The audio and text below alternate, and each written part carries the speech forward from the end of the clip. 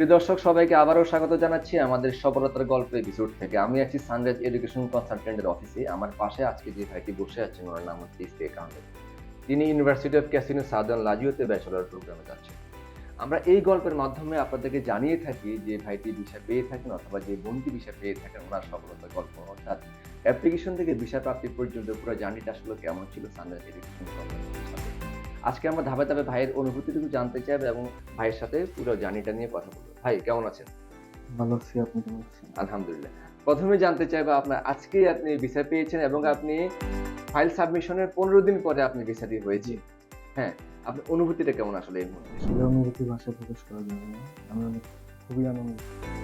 আমাদের এই বছর আপনার মতো শর্ট টাইমে অনেকেরই ভিসা হয়নি এবং আপনি খুব ভাগ্যবান যে আপনার খুব শর্ট টাইমে ভিসাটি হয়ে গেছে।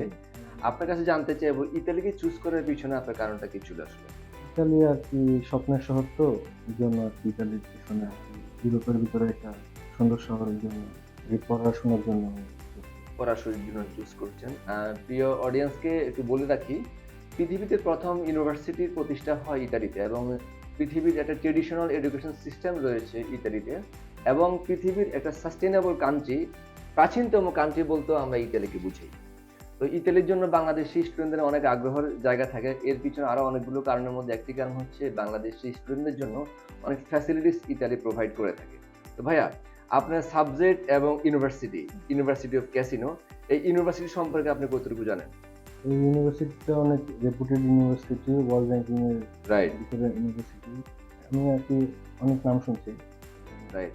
এটি ওয়ার্ল্ড র্যাঙ্কিং ইউনিভার্সিটির মধ্যে একটি, আর এখানে খুব এভেইলেবল সাবজেক্ট রয়েছে জি, জি। এবং বাংলাদেশি প্রচুর স্টুডেন্টসরা ওইখানে পড়াশোনা করছেন এবং এই সানরাইজ এডুকেশন কনসালটেন্টের মাধ্যমে অনেক প্রচুর স্টুডেন্ট ওইখানে পড়াশোনা করছে। জি, আপনার ফিউচার প্ল্যান কি আসলে? আসলে এখন তো ইঞ্জিনিয়ারিং নিচ্ছি, তো ইঞ্জিনিয়ারিং এর উপরে থাকবো। ইন্ডাস্ট্রিয়াল ইঞ্জিনিয়ারিং মাস্টার্স করবো। আচ্ছা, আপনার আইএলটিএস কত ছিল যেন?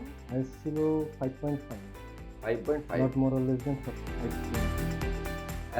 ওনার ভাগ্য অনেক ভালো। 5.5 নিয়েও তিনি ইতালিয়ান ভিসা পেয়ে গেছেন। ইতালির খুব নামকরা ইউনিভার্সিটিতে তার অ্যাডমিশনও হয়েছে। আবার অনেকে যাদের নসিব খারাপ তারা হয়তো আইএলটিএস 6, 7 পাওয়া সত্ত্বেও ভিসা হয়নি।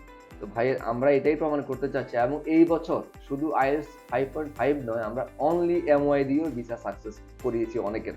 হ্যাঁ, তো ভাইয়া আপনার জন্য আমরা ফিউচারে ভালো কিছু কামনা করছি। আপনি নিশ্চয়ই ভালোভাবে পড়াশোনা করে এসে দেশে এসে ভালো কিছু করবেন, আমরা এটাই প্রত্যাশা করছি। জি। আপনি যদি আমাদের অডিয়েন্সের উদ্দেশ্যে কিছু বলার থাকে।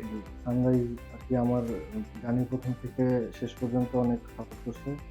সবাই আরকি সানরাইজের মানে ফাইল ওপেনিং করতে চাইলে করতে পারেন।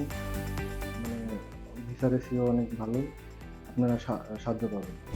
তো ভাইয়া আপনার এই ফিউচারে ভালো কিছু কামনা করছি। আপনি ভালোভাবে পড়াশোনা শেষ করে দেশে এসে নিশ্চয়ই ভালো কিছু করবেন, এটাই চাই আমরা। জি, আমার জন্য দোয়া করবেন।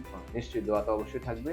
প্রিয় দর্শক, আজ এ পর্যন্তই। নিশ্চয়ই পরবর্তীতে কথা হবে অন্য আরেকটি সফলতার গল্প নিয়ে। ততক্ষণ পর্যন্ত সবাই ভালো থাকবেন। আর উচ্চশিক্ষা নিয়ে যে কোনো রিকোয়ার্ড থাকে আপনাদের সরাসরি আমাদের স্ক্রিনে দেওয়া নাম্বারে কল করে অফিসে এসে বিস্তারিত কথা বলবেন এবং আমরা চাই আপনি আপনার উচ্চশিক্ষার স্বপ্ন পূরণ করুন। খোদা হাফেজ।